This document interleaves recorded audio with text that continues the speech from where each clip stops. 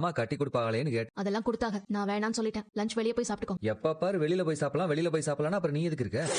ஏய், நான் வேற எந்த அர்த்தத்திலயும் சொல்லல. நான் என்ன மீனிங்ல சொல்ல வந்தேன்னா அது ஏங்க நம்ம லவ் பண்ணோமே அந்த டைம்ல எப்பவாவது நம்ம தனி கொடுத்தனும் போலாம். அப்படி போனா விதவிதமா உங்களுக்கு சமைச்சு போடுவேன். நான் எப்பயாவது உங்களுக்கு வாக்குறுதி கொடுத்திருக்கேனா? இல்ல. ஆனா நீங்க எனக்கு கொடுத்தீங்க. உன் வாழ்க்கையில உனக்கு ஒரு பெரிய குடும்பம் கிடைக்கும், குடும்பத்தோட நீ எப்பவுமே சந்தோஷமா இருக்கலாம். அப்ப நான் அப்படிதான் நினைச்சேன். ஆனா சந்தர்ப்ப சூழ்நிலை வேற மாதிரி இருக்கும்போது நான் என்ன பண்ண முடியும் சொல்லு? சந்தர்ப்ப சூழ்நிலை எதுவும் மாறல. கிடைச்ச வேலை தான் உங்களை மாத்திருச்சு. ஆரம்பிச்சிட்டே உன்னோட புராணத்தை.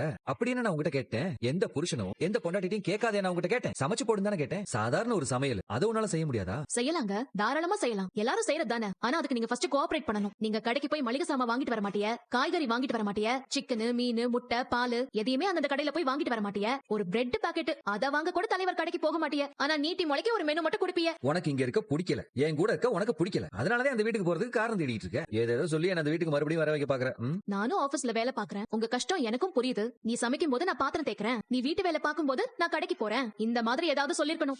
அதெல்லாம் சொல்றதுக்கு தான் உங்களுக்கு வாய் வர மாட்டேங்குது. நீங்க மகாராஜா மாதிரி வேலை சொல்லிட்டே இருப்பிய. நீங்க சொல்லி முடிக்கிறதுக்குள்ள நான் அந்த வேலையை செஞ்சு முடிக்கணும் நீங்க எதிர்பார்த்தீங்கன்னு வெச்சுக்கோங்க. அதெல்லாம் நடக்காது. என்னால என்ன பண்ண முடியுமோ அததான் நான் பண்ணுவேன். ஏய், நாம இப்படி பேசிட்டு இருக்கும்போது இப்படி கிளம்பினா என்ன அர்த்தம்? முடியவே முடியாத பேச்ச வளர்க்கறதுக்கு எனக்கு நேரம் இல்லங்க. ஆபீஸ்க்கு டைம் ஆச்சு, நான் வரேன். அவன் அண்ணனுங்க அவனுக்கு கடை வச்சு கொடுக்க போறானுங்க. நீ எதுவும் அதை பத்தி தப்பா எடுத்துக்க கூடாது.